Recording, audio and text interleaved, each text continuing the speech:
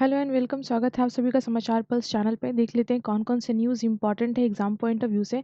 सबसे पहले बात करेंगे हम डिफेंस से रिलेटेड न्यूज़ है।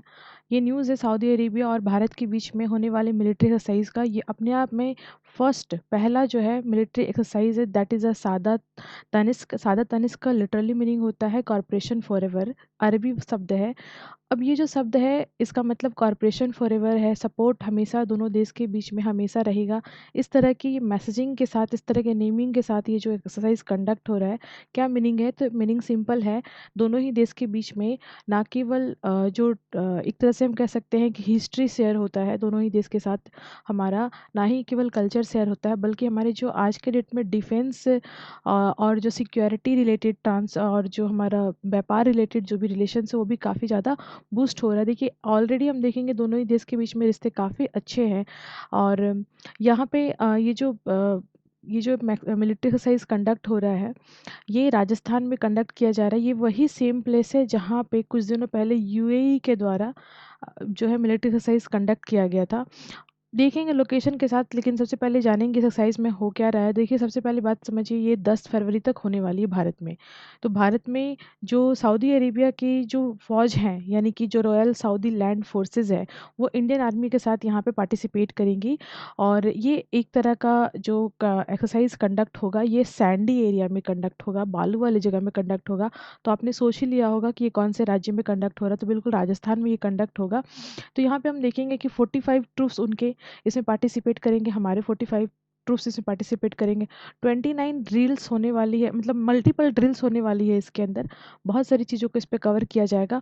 और ये 29 ऑफ जैन से 10 फ़ैब तक चलने वाला है, जिसमें जो कॉर्डन है, सर्च है, कॉर्डन सर्च ऑपरेशन एक तरह से कहेंगे। और जो हाउस इंटरवेंशंस होता है या फिर फायर ड्रिलिंग जो होती है, उसमें बेसिकली फोकस किया जाएगा। दोनों ही देश के बीच में ये अपने आप में आर्मी का ये फर्स्ट एक्सरसाइज कंडक्ट हो रहा है। और यहाँ पे हम देखेंगे कि ये जो लोकेशन है, दैट इज़ आपका जो है यहाँ पे राजस्थान के अंदर महाजन जो एरिया है वहाँ पे कंडक्ट हो रहा है, जो कि 280 किलोमीटर ही दूर है पाकिस्तान से। तो ये सेम प्लेस है जहाँ पे अभी सऊदी अरेबिया ये एक्सरसाइज कंडक्ट कर रहा है भारत की आर्मी के साथ। और उससे पहले यूएई जो है वो भी इसी एरिया में एक्सरसाइज कंडक्ट कर चुका है। देखिए सऊदी अरेबिया के भारत के साथ काफ़ी अच्छे रिश्ते अभी ज़्यादा अच्छे होते जा रहे हैं, अगर हम ऐसा कहेंगे तो ज़्यादा अच्छा होगा। बिकॉज़ एक टाइम था कि सऊदी अरेबिया के जो ट्रूप्स है वो पाकिस्तान में जाकर के मिलिट्री एक्सरसाइज कंडक्ट करते थे। तो ये एक मैसेजिंग है भारत की तरफ भारत की तरफ से अमेरिका के लिए। और साथ ही साथ मैं ये कहूँगी कि जो आईओसी है, ठीक है, तो इनके लिए भी एक मैसेजिंग है, क्योंकि अभी 22 जनवरी को जब हमारे यहाँ राम मंदिर का प्राण प्रतिष्ठा हुआ था, तो आईओसी की तरफ से बहुत सारे जो है विग सेंटेंस किए गए थे, बताए गए थे, बोले गए थे। और एंटी एक तरह से देखा जाए तो एक मतलब सेंटिमेंट हर्ट करने वाला एक स्टेटमेंट जारी किया गया था। पाकिस्तान तो वोकल होकर के इसको जो है वर्ल्ड वाइड प्रदर्शित करता है। This is the anti Islamic, वो भारत को मानता है, भारत को दिखाता है, क्योंकि इन सभी राज्यों में होने वाले हैं इलेक्शंस। और जितने भी राज्य हमारे पड़ोसी देश हैं, लगभग जो है जो भी इस्लामिक नेशंस हैं, वो इलेक्शन के टाइम में भारत के नाम पे विक्टिम कार्ड प्ले करते हैं, ताकि वो अपने जनता का अटेंशन सीख कर सके, चाहे वो मालदीव हो या बांग्लादेश हो या फिर पाकिस्तान हो। तो ये एक तरह का प्रोपेगेंडा है जो फॉरेन नेशन समझते हैं अच्छे से। और जो सऊदी अरेबिया है, इनके कुछ स्टेप्स ऐसे हैं जो मुस्लिम वर्ल्ड से इनको अलग-थलग कर देते हैं। जैसे कि कुछ दिनों पहले इन्होंने अपने देश में लिकर अलाउ कर दिया, यानी कि जो शराब है उनके देश में ये पहले नहीं बिकती थी, अब ये वहाँ बिकेगी, लेकिन सभी आम जन के लिए नहीं। जो वहाँ पे फॉरेनर्स हैं, जो विदेश के लोग होंगे, वो भी जो विदेशी विदेशी ऑफिसर्स होंगे, राइट, जो उनके पास ये मतलब प्रूफ होगा कि वो जो है सर्विस पे है, ड्यूटी पे है, फॉरेन कंट्री से हैं, तो उनको जो है बहुत ही प्रोसेसिंग के थ्रू गुजरना पड़ेगा। और उसके बाद फिर उनको जो है लिकर अवेलेबल हो सकता है, शराब अवेलेबल हो सकता है। सभी के लिए नहीं है, लेकिन ये वहाँ की जो लॉ ऑफ द लैंड है, इस्लामिक लॉ है, उसके अगेंस्ट का स्टेप माना जा सकता है। साइड बाय साइड हम देखेंगे जो फीमेल है उनको काफ़ी लिवरेज मिला। जैसे फीमेल को कार ड्राइविंग वगैरह का परमिशन नहीं था, बट सऊदी अरब की जो क्राउन प्रिंस है, दैट इज़ एसबीएम, उन्होंने ये परमिशन दिया। साथ ही साथ हम देखेंगे सऊदी अरेबिया एक्चुअली ना समझता है क्या समझता है कि जब तक तेल है तब तक खेल है, राइट? तो ऑयल खत्म तो खेल खत्म। तो अपनी इकोनॉमी को जो है वो एक नया डायमेंशन देना चाहते हैं, जिसमें अभी गाजा और हमास के बीच में वॉर चल रहा है, लेकिन वहाँ पे जो फंक्शंस होता है, एनुअली फंक्शंस वहाँ पे जो है मतलब एक तरह से लॉन्च किया जाता है गवर्नमेंट के पार्टिसिपेशन से। फॉरेनर्स वहाँ पे आते हैं, डांसिंग, लाइट म्यूजिक, ये सब सारे फेनोमेना होते हैं। एनुअली ये कंडक्ट होता है, एक तरह से कॉन्सर्ट कह सकते हैं इसको, म्यूजिकल, डांसिंग और बहुत सारी चीज़ें इसमें होती हैं। तो ये चीज़ जो है अब आपकी यहाँ पे कंडक्ट होने लगी है। साइड बाय साइड हम देखेंगे, कुछ दिन पहले स्मृति ईरानी काफ़ी न्यूज़ में थी, क्योंकि वो भी वहाँ विजिट करने गई थी और वो अपने इंडियन ट्रेडिशनल ड्रेस में थी। तो इस तरह की चीज़ें हैं जो सऊदी अरब को बहुत ही लिबरल और बहुत ही मतलब मल्टी कल्चर को एक्सेप्ट करने वाली कंट्री के रूप में उभारती है। और भारत के साथ इनके रिश्ते तो काफ़ी अच्छे हैं ही। और हम बात करेंगे 2021 में, ये आप समझिए 2021 में ये आईएनएस, जो हमारा आईएनएस विक्रांत, यहाँ पे नेवी एक्सरसाइज हमारा कंडक्ट हुआ था सऊदी अरेबिया के साथ। तो ये एक इम्पॉर्टेंट है, 2021 में नेवल एक्सरसाइज हुआ था, और नाउ 2024 में जो है वो हमारा आर्मी एक्सरसाइज कंडक्ट हुआ है सऊदी अरेबिया के साथ। ये वही आईएनएस है जो अभी रेड सी में तैनात है। तो ये एक इम्पॉर्टेंट है, ये भी आपको ध्यान में रखना है। बात करेंगे जो हमारी मिनिस्ट्री ऑफ एक्सटर्नल अफेयर है, जिनके साथ जिनके द्वारा ये जानकारी डिक्लेयर की गई, तो हम देखेंगे कि देखिए जैसे ही हमारा G20 का मीटिंग खत्म हुआ था ना, उसके बाद ही सऊदी अरब के जो क्राउन प्रिंस थे वो हमारे यहाँ स्टेट विजिट पे थे एज अ स्टेट गेस्ट। तो ये अलग ही रिलेशंस को शो करता है। नाउ हम बात करेंगे दूसरे न्यूज़ की तरफ, मूव करते हैं, और ये न्यूज़ है स्नो लियोपार्ड से संबंधित। देखिए 718 स्नो लियोपार्ड को आइडेंटिफाई किया गया है, और ये भारत में हम देखेंगे फर्स्ट एवर स्नो लियोपार्ड का जो पॉपुलेशन है उसका असेसमेंट हुआ है। तो ये एक इम्पॉर्टेंट चीज़ है, लेकिन ये ऐसे ही नहीं हुआ कि रैंडमली हो गया, इसके लिए बहुत कार्य चल रहे थे बैकग्राउंड में। डिटेल से समझेंगे, जो हमारी एसपीआई है, एसपीआई का मतलब जो snow leopard population assessment agency है इंडिया के अंदर, उनके द्वारा ये जो है कंडक्ट किया गया, जिसमें हमारे यहाँ स्नो लियोपोर्ड की जो जनसंख्या है उसका अ, एक तरह से कितनी जनसंख्या बढ़ी है, कहाँ कहाँ जनसंख्या बढ़ी है, किन क्षेत्रों में जनसंख्या है, इसका एक जो है विवरण सामने आया। यहाँ पे देखेंगे 718 में सबसे अधिक जो है लद्दाख रीजन में जो है 477 477, माफ़ कीजिएगा, स्नो लियोपार्ड यहाँ पे हैं। उसके बाद उत्तराखंड, हिमाचल प्रदेश, राइट, अरुणाचल प्रदेश, सिक्किम, जम्मू एंड कश्मीर, इन सभी एरिया में क्योंकि इसमें कुछ राज्य हैं और कुछ यूटीज़ हैं, तो ये जो हमारे यूटीज़ और स्टेट्स हैं, इनमें ही ज़्यादा संख्या पाई जाती है स्नो लियोपार्ड की। तो अब बात करते हैं यहाँ पे डिटेल से, इसके बारे में बताया ये जा रहा है कि जो एसपीआई है, इन्होंने कवर किया है 70% ऑफ जो स्नो लियोपोर्ड है, जो पोटेंशियल एरिया है स्नो लियोपोर्ड का, जो कि ट्रांस हिमालयन रीजन है। ये स्टेट्स जितने भी है वो ट्रांस हिमालयन रीजन्स में ही आते हैं। यहाँ पे इनको जो है 1,20,000 किलोमीटर स्क्वायर क्षेत्र में लगभग 4 सालों की मॉनिटरिंग के बाद ये डेटा हमारे सामने आया है। और इसमें एक सजेशन भी है, एक असेसमेंट में, ये जो असेसमेंट हुआ है इसमें एक सजेशन भी है। सजेशन ये है कि एक dedicated snow leopard cell at a wildlife institute जो है सेटअप करनी चाहिए। यहाँ पे नीड है इस तरह की, एक जो है नीड है ना, स्नो लियोपोर्ड सेल कंडक्ट मतलब इस्टेब्लिश करना चाहिए, ऐसा एक सजेशन भी है ना। हम इसके बारे में थोड़ी सी और जानकारी करें, ये स्नो लियोपर्ड है क्या। सबसे इम्पोर्टेंट चीज़ है इसका जो कंडीशंस है वो IUCN के रेड लिस्ट में है, वल्नरेबल है, साइट्स में अपेंडिक्स 1 में आता है, और भारत में जो wild life protection act schedule 1 के अंदर ये जो है मेंशन किया गया है। क्या क्या अभी तक कदम उठाए गए हैं जो स्नो लियोपोर्ड है उनके कंजर्वेशन के लिए। तो कंजर्वेशन के लिए जो कदम उठाए गए हैं उसमें है GSLEP, that is a global snow leopard and ecosystem protection program 2013। इसमें जो high level intergovernmental bodies हैं वो इन्वॉल्व हैं, जिसमें से हम देखेंगे काफ़ी बड़े बड़े देश जहाँ पे स्नो लियोपोर्ड पाए जाते हैं वो सब कंट्री इन्वॉल्व है। India, Nepal, Bhutan, China, Mongolia, Russia, Pakistan, Afghanistan, Kazakhstan, है ना, और उसके बाद किर्गिस्तान, ताजिकिस्तान, उज्बेकिस्तान। तो इन सभी रीजन में यानी कि टोटल 12 कंट्री इन्वॉल्व है। कुछ दिन पहले मैं आपसे डिस्कस की थी स्नो लियोपोल्ड के बारे में, और कजाकिस्तान उस वक्त न्यूज़ में था। डिटेल से डिस्कस करेंगे अभी भी। प्रोजेक्ट स्नो लियोपोल्ड लॉन्च किया गया था 2009 में। उद्देश्य क्या था? उद्देश्य ये था कि जो स्नो लियोपोल्ड है उसको प्रोटेक्ट करना है। उनका जो हैबिटेट है वो लॉस हो रहा है।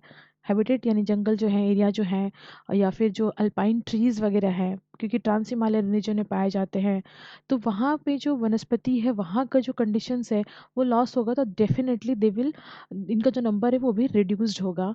तो यहाँ पे हम देखेंगे कि 21 क्रिटिकली इंडेंजर्ड स्पीसीज की लिस्टिंग जारी की गई थी ministry of environment and forest and climate change के द्वारा, जिनमें से स्नो लियोपोल्ड एक था। और इसको बचाने के लिए प्रोजेक्ट स्नो लियोपोल्ड 2009 में लॉन्च किया गया था, दैट इज़ वीवीआई। फिर ये हमको ध्यान में रखना है। नेक्स्ट हम देखेंगे बाद में क्या है सिक्योर हिमालय प्रोजेक्ट। इसमें क्या है, ये एक तरह का ना मतलब ग्लोबली एक प्रोजेक्ट है जिसमें हिमालयन रीजन्स के अंदर जो कुछ भी हमारे एनिमल्स हैं, प्लांट्स हैं, क्लब पूरा का पूरा जो वहाँ का इकोसिस्टम है उसको कंजर्व करने के लिए global partnership on wild life conservation and crime prevention for sustainable development, ये जो है प्रोग्राम कंडक्ट किया गया था। इसको फंडिंग कहाँ से मिली थी? जीएफ से। ये बहुत इंपॉर्टेंट है। वीवीआई ग्लोबल इन्वायरमेंट जो फैसिलिटी है उनके द्वारा जो हमारी प्रोग्राम है, राइट, इसको फंड मिला, that is a global wildlife program, जिसके अंदर हमारे हिमालयन रीजन्स के लिए डेडिकेटेड ये प्रोग्राम था। तो यहाँ पर दो तीन फैक्ट्स हैं। पहली बात तो फैक्ट्स ये है कि ये एक बॉडी है जो क्लाइमेट चेंज पे वर्क करने वाले एनजीओ, संस्था या प्रोग्राम, गवर्नमेंट सपोर्टेड या नॉन गवर्नमेंट सपोर्टेड चीज़ों को ये फंड करती हैं। तो ये ग्लोबल इन्वायरमेंट फैसिलिटीज़ जो है वो फंडिंग काम करती हैं। और अब बहुत सारे इनके स्टेप्स हैं अलग अलग देशों में चीज़ों को बचाने के लिए। भारत के अंदर भी बहुत सारे ऐसे प्रोजेक्ट इनके द्वारा होता है, यूएनईपी के द्वारा मिलकर ही बहुत सारे काम ये करते हैं। यहाँ पे हम बात करेंगे कि जो अल्पाइंस हैं, अल्पाइंस जो ट्रीज़ हैं हिमालयन रीजन में, हायर रीजन्स में जो इकोसिस्टम्स हैं उसको बचाने के लिए ये काम किया जाएगा, क्योंकि जैसे ही हम हिमालयन रीजन का जो क्लाइमेट है उसको व्यवस्थित रखेंगे, अपने आप बहुत सारी चीज़ें बच जाएंगी। तो ये उसका उद्देश्य था। एक इम्पॉर्टेंट है जो है मिश्रा कमेटी रिपोर्ट 1976, जिसका दूसरा नाम जो है गरवाल कमीशन।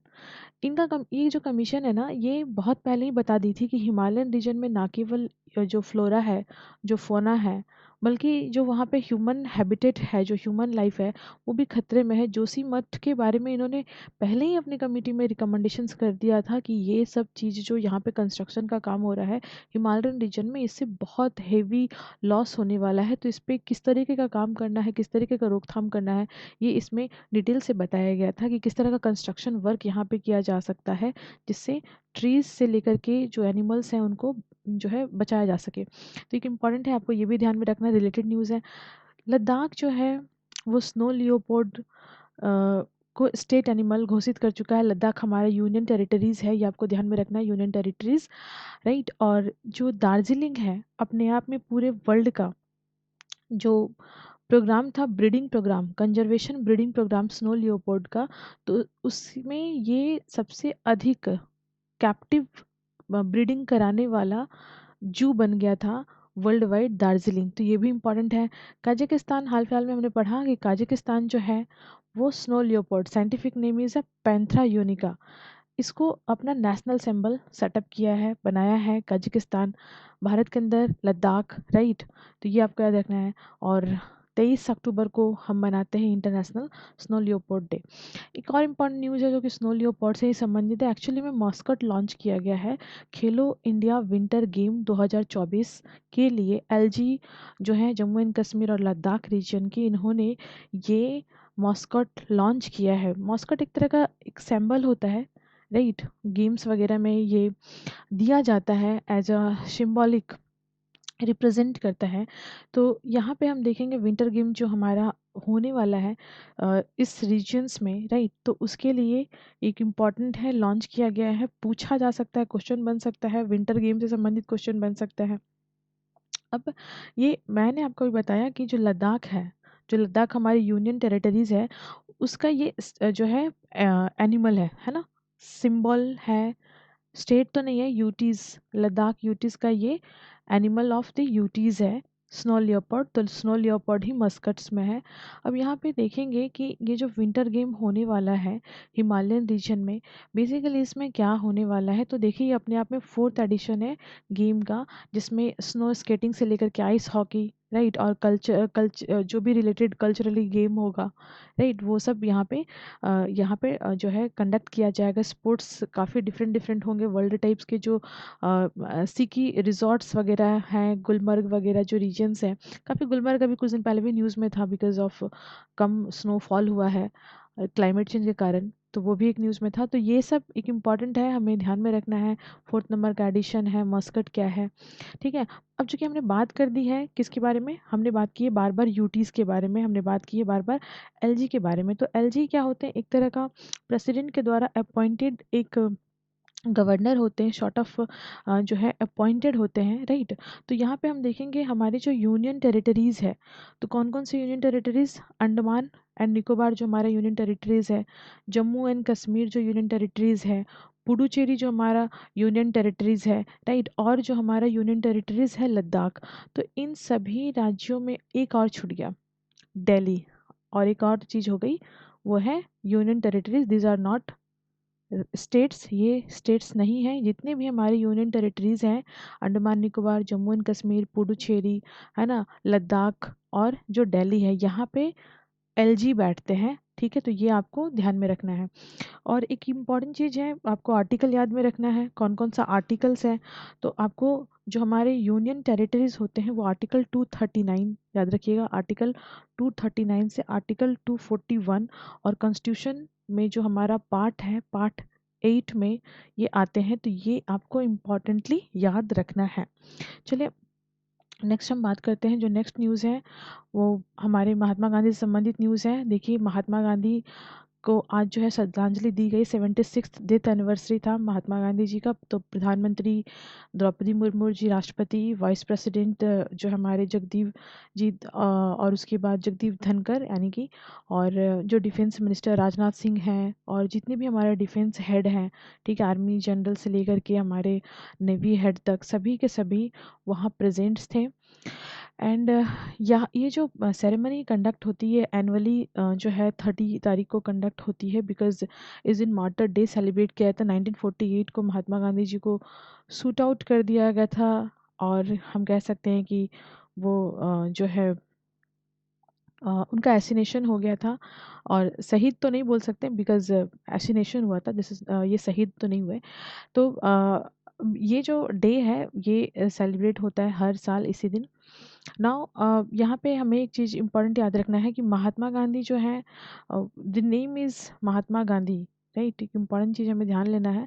अभी कुछ दिन पहले न्यूज़ कंट्रोवर्सी चल रही थी कि Mahatma Gandhi is the father of nation और the son of the soil, right. तो ये एक इम्पॉर्टेंट चीज़ है जिस पे अभी चल रहा है, और ये पूछा गया गवर्नमेंट से कि महात्मा गांधी जी ऑफिशियली जो है उनके नाम के आगे महात्मा जो शब्द लगा हुआ है वो ऑफिशियली है या नहीं है। तो ये एक आपको जानकारी ध्यान में रखनी है कि ऑफिशियली आज तक कहीं भी किसी पेपर में ये डिक्लेयर नहीं किया गया कि महात्मा गांधी को महात्मा जो शब्द है वो उनको मतलब किस वजह से या किस कारण से या किस तरीके की चीज़ों के लिए दिया गया है। तो the name Mahatma is actually officially not added. ये एक तरह से हम लोग वोकल जो हम लोग बोलते हैं वोकली जो बोलते हैं, या फ्रीडम स्ट्रगल के टाइम पे नेताजी के द्वारा जो शब्द यूज़ किया गया, तो ये चल रहा है, बट ऑफिशियली ऐसा कोई रिकॉर्ड नहीं है। चूँकि कंट्रोवर्सी थी कि he is the father of nation और the son of the soil,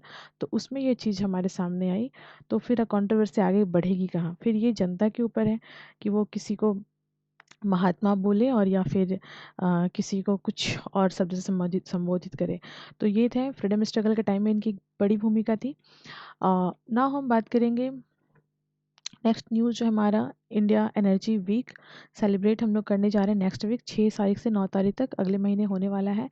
ये जो वीक है गोवा में होने वाला है, और इसमें लगभग 900 जो है एग्जीबिशंस होने वाले हैं, 35,000 इसमें लोग पार्टिसिपेट करेंगे और 17 हमारे डिफरेंट जो कंट्रीज़ हैं उससे लोग आएंगे, है ना। तो एक इम्पॉर्टेंट है बेसिकली जो अभी हमारी डिपेंडेंसी है पेट्रोलियम पे, नेचुरल गैस पे, राइट। तो इसको कैसे एड्रेस करना है उस पे ये हमारा प्रोग्राम है। देखो ऐसा है ना कि इस पे बहुत सारी डिटेल इन्फॉर्मेशन थी जो मैं आपके साथ अभी डिस्कस नहीं कर पाई, तो वीडियो 2 घंटे का हो जाता एनर्जी के पॉइंट पे ही, चाहे वो ग्रीन हाइड्रोजन एनर्जी हो या पेट्रोलियम के लिए हो या बायो गैस के लिए हो या फिर मिथनॉल के लिए हो, ठीक है। बायो का यूज़ करके कितनी चीज़ें और कौन कौन से कंट्री से हम कर रहे हैं, तो इस पर मैं एक डेडिकेटेड अलग से कुछ टॉपिक होगा तो एक अलग से मैं वहाँ पे डेटा डिस्कस करूँगी, बट अभी फ़िलहाल आप इतना ही समझिए।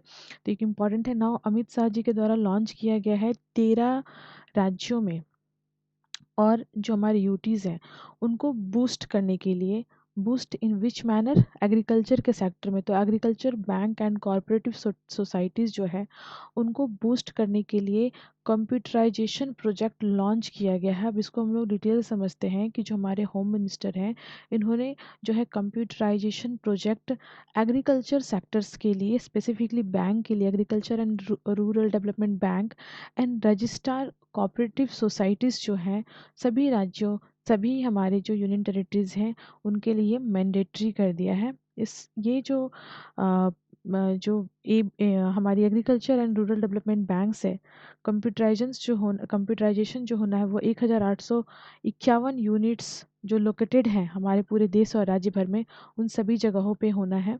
और यहाँ पे हम बात करेंगे, ये लिंक किए जाएंगे नाबार्ड के थ्रू, और ये जो है मतलब कॉमन नेशनल सॉफ्टवेयर का यूज़ करके इन सभी जो ARDBS हैं उनको नाबार्ड से जोड़ा जाएगा। सिंपल भाषा में कहें तो जितने भी हमारे राज्य के अंदर छोटे स्तर पे, ग्रामीण स्तर पे जो एग्रीकल्चर एंड डेवलपमेंट बैंक्स हैं वो सभी अब नाबार्ड से कनेक्टेड होंगे।